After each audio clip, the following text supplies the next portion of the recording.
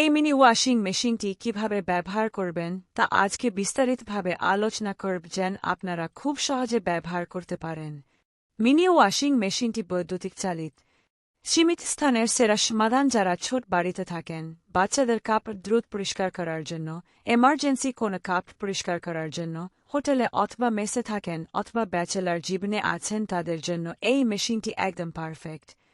গোসলের পর হালকা কাপড় অথবা বাচ্চাদের দ্রুত নোংরা হয়ে যাওয়া কাপড় দ্রুত পরিষ্কার করতে পারবেন 5 থেকে 10 মিনিটের মধ্যে।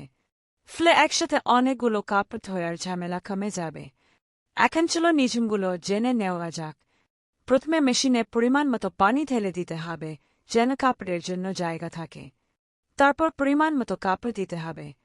এটি গুরুত্বপূর্ণ বিষয় মনে রাখা উচিত মেশিনটি অতিরিক্ত চাপ না দেওয়া। নিশ্চিত করতে হবে যে কাপড়গুলি ঘোরানোর জন্য পর্যাপ্ত জায়গা আছে। তারপরে পরিমাণ মতো ডিটারজেন্ট অথবা কাপড় পরিষ্কার করার কেমিক্যাল দিতে হবে। ঢাকনাটি ঠিকভাবে বন্ধ করার সময় মেশিনের নিচে সাকশন কাপ আছে কিনা তাও মনে রাখবেন যাতে মেশিনটি কাজ করার সময় নাড়াচাড়া না করে।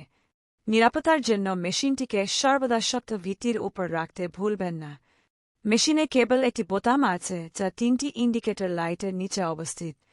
বাটনটিতে 2 থেকে 3 সেকেন্ড চাপ দিয়ে ধরলে মেশিনটি 10 মিনিটের জন্য চালু হবে, আবার 3 সেকেন্ডের জন্য চাপ দিয়ে ধরলে সময় পরিবর্তন হবে। এইভাবে 2 সেকেন্ড অথবা 3 সেকেন্ড চাপ দিয়ে ধরলে বন্ধ হয়ে যাবে। ধোয়ার পর মেশিন থেকে পানিগুলো ফেলে দিয়ে পরিষ্কার করে নেবেন।